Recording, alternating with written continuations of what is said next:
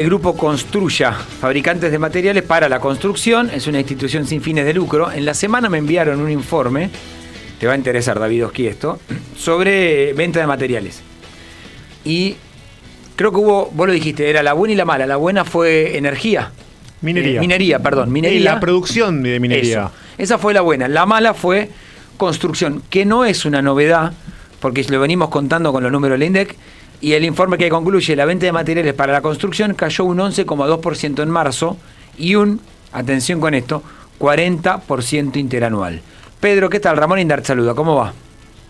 ¿Qué tal? Buenos días, ¿cómo andan ustedes? Muy bien, gracias por atendernos. Un placer. Bueno, a ver, ampliemos el panorama, el escenario. ¿Qué es lo que están viendo en el sector?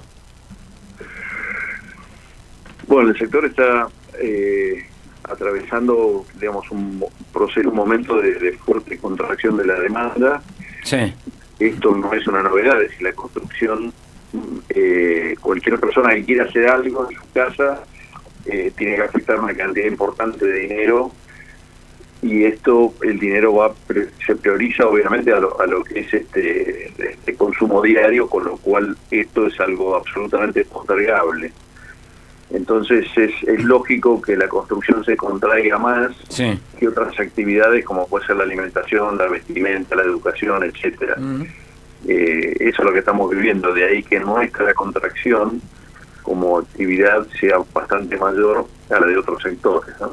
Bien. Y en ese postergable, ¿cuál fue el aumento de los insumos? Porque uno siempre escucha, me pasa a muchos amigos que a la edad que tengo yo, que son 37 años, dicen, están intentando o ampliar o armar la casa en algún terreno que sus viejos le dieron, y te dicen, no, se me empezó a disparar ese índice. Cuando ves la película, ¿cuál fue el aumento? Bueno, los aumentos son producto, digamos, de los aumentos de costos que tienen los propios fabricantes. Sí. Por supuesto que la oferta y la demanda intervienen fuertemente. A ver, nosotros como proveedores de materiales de construcción normalmente vendemos de manera indirecta, en el sentido que le vendemos a comerciantes, sí, y a su vez cargan lo que fuere sobre el precio en el cual compraron. O sea, digamos, lo que va ocurriendo es que los movimientos de precios que van ocurriendo responden a los movimientos de los costos que se van teniendo, tanto el que fabrica, como en nuestro caso, como el que comercializa, que es el que hace la comercialización.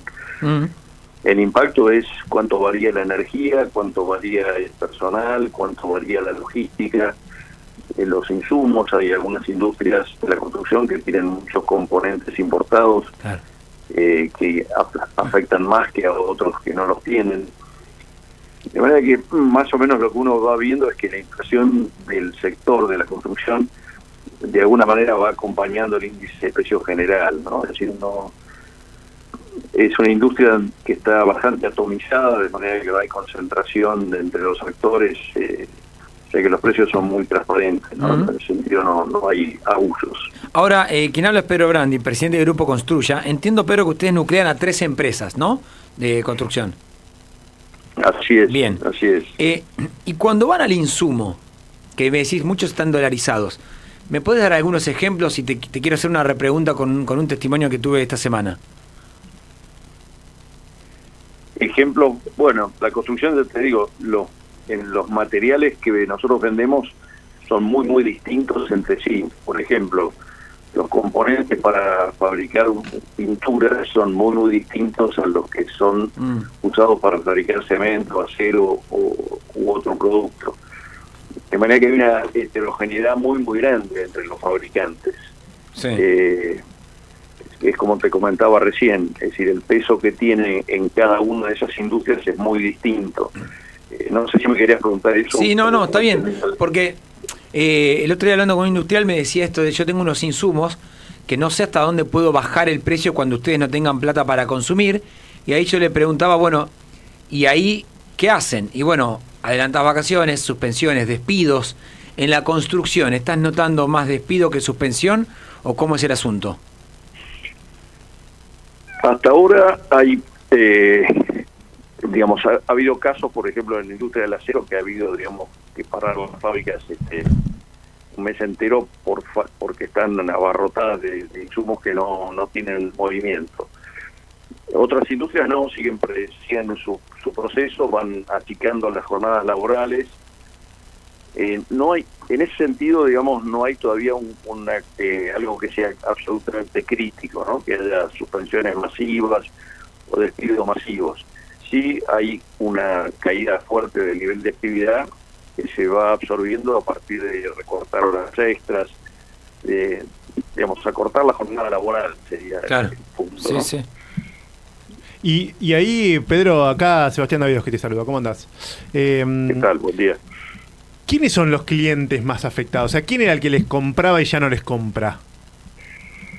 Bueno, la construcción tiene, a ver, por ejemplo... Dentro de la construcción, obviamente, ¿no? Sí, obviamente. La construcción tiene distintos demandantes, ¿no? Es decir, hay alrededor de números redondos, un 30% de la demanda viene de quienes hacen refacciones, reparaciones, pequeñas ampliaciones, que ese es el público en general que es la que demanda, bueno, ya te digo, en el orden del 30%. Después tenés la obra pública, que hoy está muy paralizada en todos los niveles, tanto municipal, provincial como nacional. El nivel de actividad es muy bajo, que es más o menos el 15%. Okay. Y el resto son las obras pequeñas, medianas y grandes. Últimamente las obras grandes también están bastante ausentes, de manera que lo que ha venido sosteniendo la demanda hasta acá ha sido la ampliación y la refacción y las obras pequeñas y medianas. Hoy lo que se ve es una reducción muy fuerte de lo que es la refacción y ampliación. Está afectado por la baja del poder adquisitivo de nuestra gente, de nuestra población, y se mantiene el nivel de actividad en las obras que están en marcha, que son las obras pequeñas y medianas. De ahí esta contracción tan fuerte que estábamos hablando. Y ahí te quiero preguntar, pero porque también hay algo que sucedía antes, y corregime si estoy equivocado, pero que la brecha te ayudaba para que se moviera la construcción. Que quizás tenías unos dolaritos, que quizás en un momento el dólar se disparaba, el dólar blue, y de repente esos $100 que tenías, $1.000, 2.000, lo que sea, ese puchito, de repente aprovechabas que se devaluaba un poquito o que el dólar blue se iba un poquito por la expectativa y de repente te servía para comprar más cosas. Pero hoy que está todo más estable, debería ser, debería ayudar más a la economía, pero curiosamente noto ahí cierta, más allá del todo el contexto, todo el resto de las variables, pero hay claramente ahí un tema que antes quizás te beneficiaba, el tema de la brecha o el tema del dólar blue, o me equivoco.